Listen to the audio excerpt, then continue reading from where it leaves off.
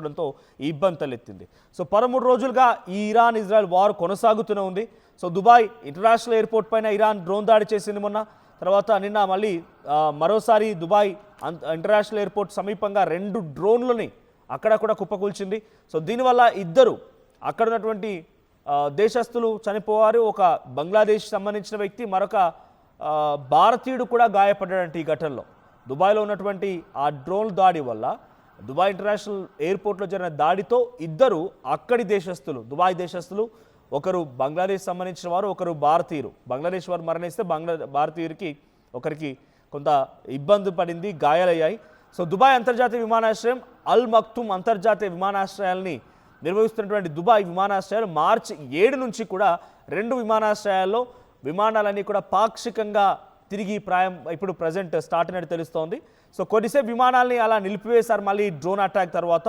So సుమారుగా విమాన షెడ్యూల్ని ప్రతి సందర్భంలో కూడా 1 గంట 2 గంటల పాటుగా ఆలస్యం చేస్తూ అటు ఇటుగా మారుస్తూ ఉన్నారు. సో ఇప్పటికే 60,000 పైచిలకు మంది అందరూ కూడా తిరిగి ప్రయాణమయ్యారు.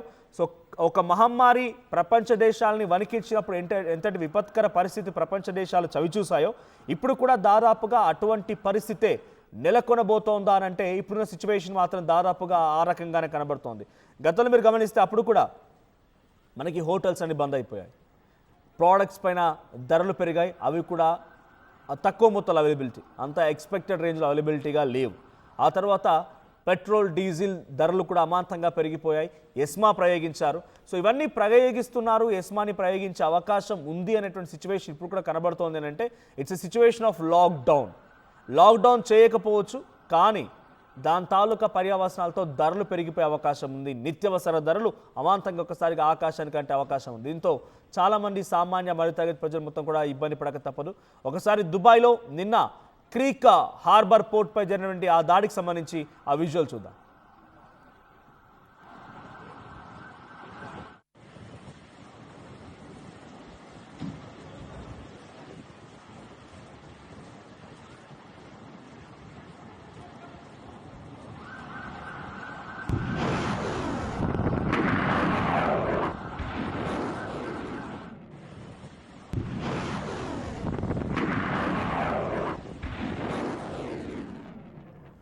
రైట్. సో విజువల్స్లో మనం చూస్తున్నాం ఆ డ్రోన్ దాడికి తర్వాత క్రీక్ హార్బర్ పోర్ట్ ఆ బిల్డింగ్ ఎలా మంటలో చిక్కుంది, ఎటువంటి విధంగా సిచ్యువేషన్ అనేది మీకు ఒక 24 అవర్స్ సంఘటనలో ఈ 24 గంటలు జరిగిన కొన్ని పరిణామాలకు సంబంధించి మీకు అప్డేట్స్ అందించే ప్రయత్నం చేస్తాను నేను.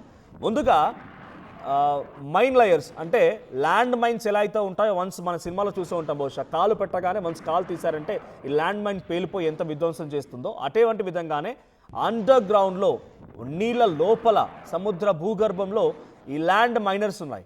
సో ఈ ల్యాండ్ మైన్ లేయర్స్ అనేది ఏం చేస్తాయంటే వన్స్ ఒక్కసారి వచ్చి ఆ బోట్ అలా వెళ్తూ ఉంది, యుద్ధనౌక, సో యుద్ధనౌక కానీ ఏదైనా పడవ కానీ అలా వెళ్తూ ఉన్న క్రమంలో ఒక్కసారిగా ఆ బెలూన్ లాంటి బుల్లెట్ లాంటి ఒకటి మాత్రమే ఆ బోట్కి టచ్ అయ్యే విధంగా ఉంటుంది, ఆ డిస్టెన్స్లో ఉంటుంది. కిందికి వెయిట్స్ ఉంటాయి, దాన్ని చైన్తో కట్టేస్తూ ఉంటారు.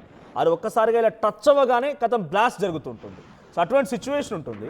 సో అటువంటి మైన్ లేయర్స్ 16 అమెరికా గమనించి ఈ స్ట్రైట్ ఆఫ్ హార్ముజ్ మూసివేయడంతో ప్రపంచ దేశాలన్నీ కూడా ఇబ్బంది పడుతున్నాయి. గ్యాస్ కొరత ఏర్పడుతోంది, ఆయిల్ కొరత ఏర్పడుతోంది, ప్రపంచ దేశాలన్నీ కూడా ఇన్ఫ్లేషన్ స్టార్ట్ అయింది. సో ఈ స్ట్రైట్ ఆఫ్ హార్ముజ్ని మొత్తాన్ని కూడా ఇరాన్ కంట్రోల్లోకి తీసుకుంది. కాబట్టి ఇరాన్ని కంట్రోల్లో నుంచి ఆ స్ట్రైట్ ఆఫ్ హార్ముజ్ని విడిపించాలని చెప్పి 20 యుద్ధ నౌకల్ని అమెరికా ఇరాన్కి సంబంధించి యుద్ధ నౌకల్ని పేల్చేసింది. వీటితో పాటుగా ఈ మైన్ లేయర్స్ని కూడా పేల్చే ప్రయత్నం చేసింది. ఆల్మోస్ట్ ఆల్ 16 మైన్ లేయర్స్ని పేల్చేసింది. కానీ ఈ స్ట్రైట్ ఆఫ్ హార్ముజ్ గుండా 39 కిలోమీటర్ల మేర మొత్తంగా ఎక్కడ చూసినా కూడా ఈ మైన్ లేయర్స్ కనిపిస్తూ ఉన్నాయి. కాబట్టి ఎటు షిప్స్ అక్కడ ఆగిపోయాయి. ఇరాక్ నుంచి, సౌదీ నుంచి, కువైట్ నుంచి, ఖతార్ నుంచి, దుబాయ్ నుంచి, యుఏఈ నుంచి, వీటి నుంచి వచ్చేటువంటి ప్రతి షిప్ కూడా అక్కడ ఆగిపోయింది. ఇటువైపు ఇరాన్ నుంచో ఇరాక్ నుంచో మళ్ళీ ఆయిల్ తరలించడానికి వచ్చేటువంటి ఈ షిప్స్ అన్ని కూడా ఇటువైపు ఆగిపోయాయి. ఆ స్ట్రైట్ ఆఫ్ హార్ముజ్ అనేది ఒక చెక్ పోస్ట్ మాదిరిగా మారిపోయింది. ఇరాన్ అనేది దాటనివ్వడానికి అవకాశం కల్పించట్లేదు. సో నిన్న భారత్కి వచ్చేటువంటి ఒక నౌకని కూడా, బల్క్ క్యారియర్ నౌకని కూడా ఇదే మాదిరిగా మైనర్స్తో, ఆ మైన్ లేయర్స్తో ఇరాన్ పేల్చేసింది. సో ఇప్పుడు 20 యుద్ధ నౌకల్ని కోల్పోయింది ఇరాన్, 16 మైన్ లేయర్స్ కోల్పోయింది. దానికి ప్రతీకారంగా 3 పైన దాడి చేయడంతో పాటుగా 3 నౌకలపై దాడి చేయడంతో పాటుగా ఇప్పుడు Dubai creek harbour port building పైన కూడా దాడి చేసింది ఇరాన్. డ్రోన్ దాడితో ఇప్పుడు క్రీక్ హార్బర్ ప్రాంతం మొత్తం కూడా ఒక్కసారిగా హై టెన్షన్ వాతావరణం నెలకొంది.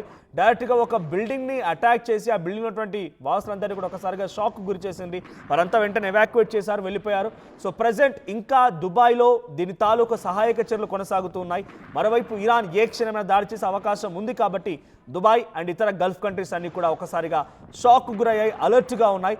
బహ్రెయిన్ లాంటి ప్రాంతంలో అయితే వరుసగా దాడులు జరుగుతూనే ఉన్నాయి. బహ్రెయిన్ అనేటువంటి ప్రాంతం సుమారుగా తెలంగాణ అనేటువంటి ఒక రాష్ట్రంతో పోలిస్తే 1/4 మన రాష్ట్రంతో ఒక పావు వంతు భాగంగా ఉంటుంది బహ్రెయిన్ నగరం, బహ్రెయిన్ దేశం. సో ఆ బహ్రెయిన్ దేశంపై ఎటువంటి అటాక్స్ అని అంటే ఒక రోజుకి సగటున 10 డ్రోన్లు, 20 డ్రోన్లు, 2 మిసైళ్ళు ఈ రకంగా దాడి చేస్తోంది ఇరాన్. సో ఇరాన్ ఆ రకంగా బహ్రెయిన్పై దాడి చేయడానికి ప్రధాన కారణం అమెరికాకు సంబంధించిన స్థావరాలని బహ్రెయిన్ ఆశ్రయం కల్పించి బహ్రెయిన్లో అమెరికా సైనిక స్థావరాన్ని ఏర్పాటు చేసుకోవడంతో పాటు అక్కడ సైనికులను దించడం కోసం కూడా బహ్రెయిన్ అమెరికాకు సహకరించింది. కాబట్టి ఇప్పుడు ఇరాన్ బహ్రెయిన్పై అటాక్ చేస్తోంది. ఇదే మాదిరి గల్ఫ్ కంట్రీస్పై అటాక్ జరుగుతోంది. సో ఏదేం జరిగినా ఈ యుద్ధం ఇంకా కొనసాగుతోంది. ఈ యుద్ధంలో ఇజ్రాయెల్ కూడా లెబనాన్ నగరం పైన దాడి చేసి లెబనాన్ నగరాన్ని కూడా కొంత ఇబ్బంది గురిచేయడంతో హెజ్బొల్లా పూర్తిగా కూడా ఇప్పుడు ఇరాన్ పై కూడా డ్రోన్స్ అటాక్తో తెరలేపింది. ఇంకా యుద్ధం తీవ్రతరమవుతోంది. అటు ఇజ్రాయెల్ పై అటాక్ జరుగుతోంది, అమెరికన్ స్థావరాలపైన ఇరాన్ అటాక్ చేస్తోంది.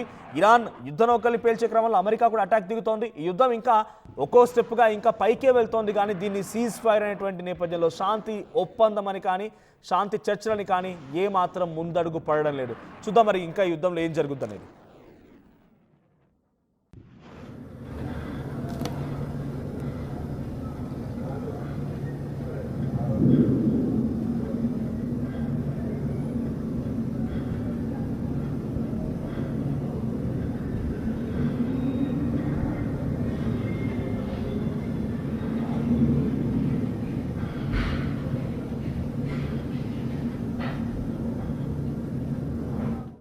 అసలైన తొలి వెలుగు.